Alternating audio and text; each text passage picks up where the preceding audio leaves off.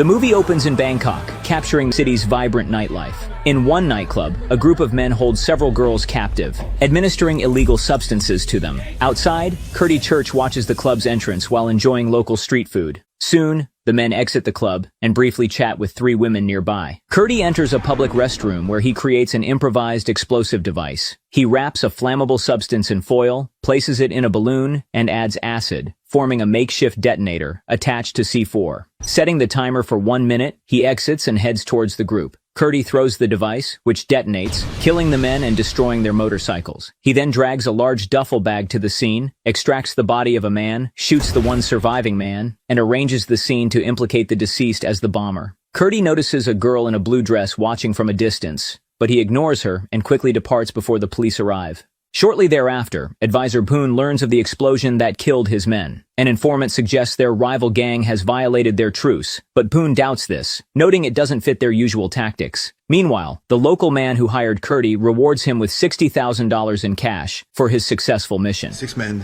10 grand ahead. 60,000. He reveals his motive for revenge, as his daughter was turned into an addict by the gang, but his thirst for retribution remains unsatisfied. He urges Curtie to eliminate the entire gang and its leader, showing him a photo of his late daughter. The scene shifts to a club where an Englishman named Jimmy showcases his ability to assemble rifles blindfolded. Bragging about his skills, he's interrupted by a subordinate, who informs him that someone is looking for him outside. Noticing Curtie, Jimmy recognizes him and flees, puffing on a cigar, perhaps to boost his stamina, I guess. Chasing the Englishman, the strong, athletic, bald man, Curtie, calls out, "English, why are you running?" It seems rhetorical, as their pursuit intensifies across the city, inadvertently involving bystanders. Throughout the chase, Curtie attempts to reassure Jimmy that he only wants to talk. After a relentless pursuit, Curtie finally catches him, and a few powerful blows bring Jimmy to a listening halt. It turns out they know each other well. Jimmy had thought Curtie was there to kill him. How can you even think that shit about me? They always send someone you know. I'm on a job here, and you're not it. Curtie explains he has no intention of harm. Instead, he's on an important mission, and needs Jimmy's help with weaponry. Oh, for Christ's sake. You know this is Versace. It's not a knockoff either. Do you know what it is to get Versace into Thailand? Owing Curtie a life debt, Jimmy is somewhat compelled to assist. In a gesture of trust, Curtie hands his gun to Jimmy, who nervously returns it, acknowledging his anxiety. Curtie reveals he was hired for revenge by a father grieving over his daughter, who was victimized by the gang, and now he needs serious firepower. Jimmy leads Curtie to a remote warehouse full of weapons. When Curtie reaches for one of the legendary weapons, Jimmy swiftly dissuades him, advising that these are not for rent. Wrong section, not for rent. That was used by Lee Marvin in Prime Cut. He shot Gene Hackman with it, and I've got the papers to prove it. This M1 was used by Clint himself in Pink Cadillac. And suggests looking at other options. Curtie settles on renting an Accuracy International rifle for $1,000 a day. He requests a 30x scope. What about scope 30 times? You're trying to hit something in Cambodia. But Jimmy only has a 15x, throwing in a night vision scope as a bonus. Curtie also borrows Jimmy's golf bag. Setting up in an old tower near a church and cemetery, Curtie stashes his gear under the floorboards and keeps watch over the gang's club, Kitty Cat. He purposely loosens a floorboard to creak as a makeshift alarm. During dinner, Curtie watches monks performing a religious ceremony in a temple next to the cemetery, when suddenly, the girl he noticed during his mission appears behind him, referring to the ceremony as initiation of a monk. Surprised and wary, Curtie immediately draws his gun and questions why she is following him. The girl says her name is May, and explains that she was drawn by the sound of the chanting and stumbled upon him by accident. However, she insists their meeting is not coincidental, persuading Curtie that it is fate. Noticing her tracks, he realizes she may soon become unpredictable and ties her to a pole. After checking his creaking step trap and finding it untouched, Curtie is puzzled about how she approached him silently. The next day, May begins to feel so bad that she begs Curtie to untie her, promising to do whatever he wants. However, Curtie tells her that she will feel better when it's all over. As a monk starts ringing the bell, Curtie times his hammering of a handmade suppressor to coincide with the bell's rings. Later that night, noticing that May feels better, Curtie unties her and gives her some water. There's water there for you to clean up. He reveals that he must kill her because she knows where he is hiding. She responds, You were sent because my time there was finished. He then ties her arms and instructs her to keep watch over the club while he sleeps. May surprises Curtie with her understanding of his plan. That is not their club. I know. They'll be showing up there anyway. Because you made it look like one of the guys from the club just attacked them. Initially, May refuses to help because she is aware that Curtie will be killing people, but he firmly convinces her that eliminating the kidnappers is justified. Not long after, a group of men on motorbikes and cars pulls up to the club. May wakes Curtie up as the men start shooting at the guards outside. Curtie springs into action, taking out the attackers one by one with precise shots, creating chaos among them. He tells May to stop crying to avoid giving away their position, but it makes you wonder. You're firing from a big-ass Accuracy International, which even with a suppressor, makes a ton of noise. Why worry so much about May crying? Regardless, he skillfully takes out the drivers, preventing the gang from escaping the scene. After a prolonged shootout, only a few men manage to flee. The next day, Big Boss Kata is immersed in his favorite painful ritual, driving a hot needle through his cheeks, when his tranquility is shattered by a henchman bringing news of their failed mission the night before. The henchman reports the presence of a sniper, but the advisor interjects, noting that using a sniper isn't their style, and suggesting that someone else might be involved in the conflict. Meanwhile, Curtie presses May to disclose another location where girls are taken. May resists, so to coerce her, he points a rifle at a monk and threatens to shoot if she doesn't cooperate. Okay. With no other choice, May leads Curtie to a scrapyard, where she shows him the body of a girl named Mei Ying, who was murdered a few days earlier. However, this isn't quite what Curtie was expecting. You misunderstood me. I want to know where else they had you working.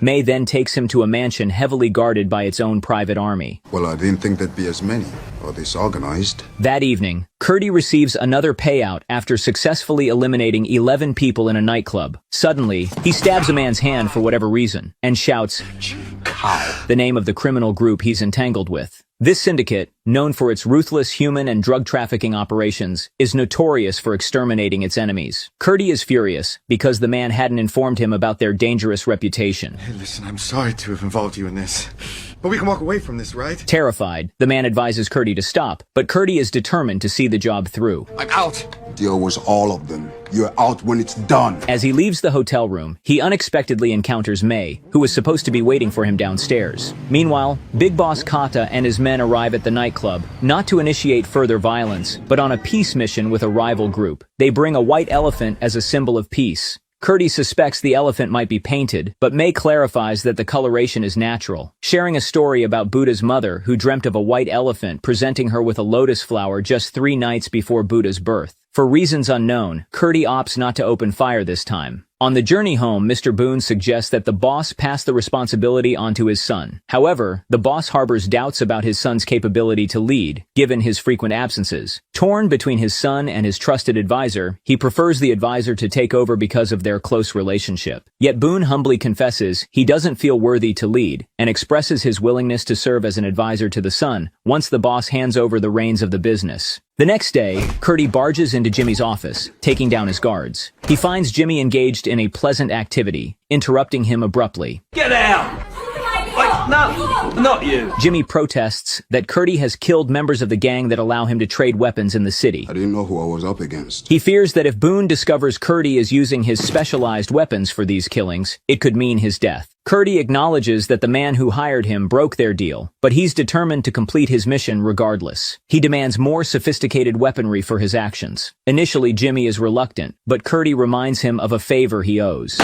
You owe me. Another lot! With no other choice, Jimmy agrees to help him and takes him to another warehouse, concealed on a boat. Jimmy showcases his arsenal to Curtie, who remains unimpressed until Jimmy presents the largest caliber he has, the Barrett M82. Jimmy then asks Curtie to hit him, so he can convincingly claim to the gang that he was robbed. Curtie complies, breaking Jimmy's nose and splattering his shirt with blood. Versace? No, it's Paul Smith! Curtie returns to the tower and finds that May has somehow disappeared. He checks his belongings and finds everything untouched. He rushes to find her, and she mysteriously appears from behind. Your nuts are getting floppy. She tells him she had joined the monks for a prayer. May notices a photo of a girl given to Curtie by his employer. Curtie admits there's nothing noble in what he's doing. He's just in it for the money. However, May believes there's more to it than money. She suggests taking the long way back to ensure the ghosts of his victims cannot follow him. Curtie is annoyed by her constant religious references. Curtie reaches the top of a building and looks towards another building May had pointed out earlier. There, he witnesses mobsters torturing girls and is horrified to see one of the girls killed mercilessly. He begins picking off the gang members one by one, killing dozens. However, May suddenly appears at the scene, distracting him by speaking to a mobster. At that moment, Curtie is shot in the left shoulder by another sniper. He attempts to retaliate, but a bullet hits his rifle, rendering it useless. Forced to flee, he finds refuge in a dark alley. Curtie then attacks two drivers and steals their mini lorry truck. He manages to break through gunfire and takes cover on a secluded country road. Hearing cries from the back, he opens the doors and is stunned to find May among several other girls inside, some of whom are injured. Curtie urges them to leave immediately, but some of the girls hesitate, unsure of where to go and fearful of punishment for escaping. It's because of the drugs. They need to go back. May takes Curtie back to the temple. Along the way, Curtie demands an explanation for her presence there. I went to tell them if they would stop what they are doing, you would stop killing them. At the temple, monks treat him with ancient medicine, while May stays close by. Meanwhile, Advisor Boone scolds his men for their failure to kill Curtie. They show him a picture of Curtie and report that the sniper hit him, but they are unsure how he survived. The boss enters the room, and they examine the rifle Curtie left behind during his escape. The gang later confronts Jimmy with the weapon, and he admits he was recently robbed. When they ask about the robber's appearance, Jimmy describes him as a white boy, about his height and slightly overweight. Knowing Curtie's actual appearance, the advisor realizes Jimmy is lying but chooses to keep this information to himself. Advisor Boone then orders his men to keep a close watch on Jimmy going forward. A few days later, Curtie watches from the top of a building and notices thugs following Jimmy. He eliminates two men tailing Jimmy. Curtie then confronts Jimmy in his nightclub and informs him that he has taken care of his pursuers, but this news baffles Jimmy. Oh, great. So with that, you just confirmed my involvement. Jimmy drives Curtie to his warehouse. At that moment, the iPhone 16 Pro Max that Curtie took from one of the thugs rings. It's boss Kata on the line. Curtie uses this opportunity to threaten Jimmy with exposing his involvement. You wanna say hello? Unless he provides more weapons. Am I getting what I want? What is it you want? Not you. Hold on. I'll give you some time to think about it. I'm back. Boss Kata then offers to negotiate, explaining that most of the girls are sold by their parents to settle debts, and he claims only a small profit from these transactions. However, Curtie is undeterred and insists on continuing his fight. He threatens Jimmy again, but this time, Jimmy decides to reveal his involvement to Kata.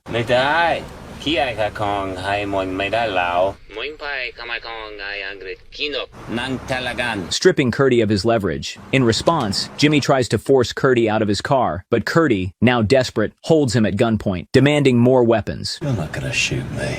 I might as well. You're as good as dead unless I get another gun. Now give me another gun so there won't be anybody left to come after you. With no other options, Jimmy complies and supplies him with additional firearms and ammunition. Back in the tower, Curtie modifies his shotgun with a large triangular funnel muzzle, reminiscent of something from the video game Contra. During a discussion about religion, May reveals that the man who hired Curtie is more than just an ordinary employer. This revelation confuses Curtie, and he decides to uncover the true identity of his hirer. You're crazy, man. I told you to stop killing them. You owe me 10 o'clock, same hotel room. He arranges a meeting with the man, but deliberately misses it, choosing instead to wait outside the hotel to follow him. Curtie tails the man as he leaves the failed meeting and enters a rundown building. Following him inside, Curtie discovers the building is a brothel. To gather information about his employer, he poses as a customer and questions a girl about the man. After describing him, the girl reveals that he is actually their boss, and his office is upstairs. As Curtie approaches the office, the girl alerts the guards, shouting that the black man is coming to kill the boss. A fierce firefight erupts, with Curtie skillfully using his fighting prowess and the Contra shotgun to battle his way through to the semi-final boss. After eliminating all the adversaries in the building, he finally confronts the man. Curtie demands all his money and seeks an explanation for the manipulation. What's this really about? My way of making war with a chained cow without you losing man?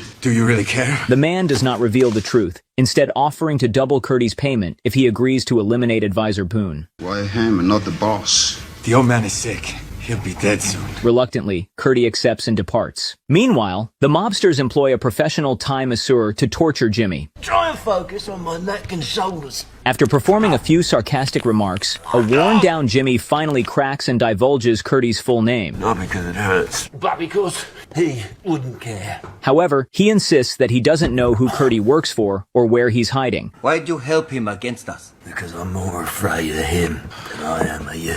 The next day, the big boss receives a report that his men have checked every hospital, but found no trace of Curtie. Advisor Boone suggests they involve the police and frame Curtie for the murder of some girls, ensuring his picture is broadcast on every TV. Their discussion is interrupted by the man who hired Curtie, revealing himself to be the boss's son, Rajadan. He explains that he returned from abroad upon learning of his father's troubles. Disappointed that his father didn't seek his help and instead relied on his advisor, Rajadan vows to handle Curtie personally. Jimmy is still under the mobster's watch and cannot move freely, so he pretends to go to the bathroom when his phone buzzes in his pocket. It's Curtie calling. Jimmy reveals that he has disclosed Curtie's name, leaving Curtie with no choice but to flee. Curtie acknowledges his decision to quit the case, Already decided I'm out. What about you? but asks Jimmy for one last favor. Need to set a girl up. Maybe 14? Adoption and private school. How much for that? Jimmy quotes a price, and Curtie informs him that May is waiting at the temple, along with his guns and the money for their rental. Hey, let's go! After the call, Jimmy discards his cell phone in the trash, and the thugs frisk him. At that moment, Rajadan arrives and dismisses the thugs. It turns out Jimmy knows about Rajadan's intentions. He informs Rajadan that Curtie plans to leave the city, but Rajadan is determined to kill Curtie to secure his position, as he has already promised his father he would. Curtie arrives at the temple and presents May with a white dress, symbolizing her new start. No one ever gave me. He leaves her a substantial amount of money and asks her to wait there for the person who will come for her. With tears in their eyes, they say their goodbyes, and Curtie departs. While waiting for his flight at the airport, Curtie receives a call from Jimmy. Curtie tells him he's already at the gate. Jimmy admits he has collected his money, but reveals that May was not at the tower. He also discloses Curtie's location to the boss and his son. Well, I hope this confirms my loyalty. Realizing that May is missing, Curtie quickly takes a cab back to the temple. As he departs, he notices mobsters arriving at the airport and realizes Jimmy has betrayed him. Curtie incapacitates one of the gang's drivers and commandeers a car. He rushes to the temple, only to discover the monks have been murdered, and May is not there. Driven by urgency, Curtie heads to the gang's stronghold and stealthily joins their convoy, blending in to infiltrate the area. Once inside, he wreaks havoc, crashing their cars and ramming the building. He opens fire, taking down more men, and eventually captures the boss as a hostage. It seems in this movie both ammunition and henchmen are inexhaustible. More men soon surround Curtie at gunpoint. At that critical moment, Rajadan and Jimmy arrive. Oh, English. Rajadan immediately orders Curtie's execution, but his father overrules him, wanting to know who employed Curtie. Ask him. We're gonna talk to this devil while he holds a gun to my father's head? Hey, let this son of the bitch speak. Just as Curtie is about to disclose the truth, Rajadan attempts to shoot him. In a sudden twist, Jimmy intervenes, shooting Rajadan, only to be wounded by the henchman moments later. Changed my mind. The boss realizes his son was scheming to seize control of the business. Curtie offers the gang boss a couple of $1 million for the release of all the girls he holds. Bring the girls in. When Curtie sees that May isn't among them, he inquires about the girl they kidnapped from the temple. Mr. Boone insists there was no one there except the monks. Desperate for answers, Curtie finds a photo of May on the wall and shows it to the boss, who declares him insane. You're insane. The boss explains that the girl in the photo was the first he brought in. And that's me beside her. And since he's also in the photo taken 30 years ago, Curtie realizes that May was a ghost. Shocked by this revelation, Curtie instructs them to take the money in the car. The boss then orders his men to lower their weapons and release them. Curtie and Jimmy gather all the girls, load them into a truck, and drive away. Once they reach a safe location, they part ways, and Jimmy assures Curtie that he will ensure the girls receive the help they need.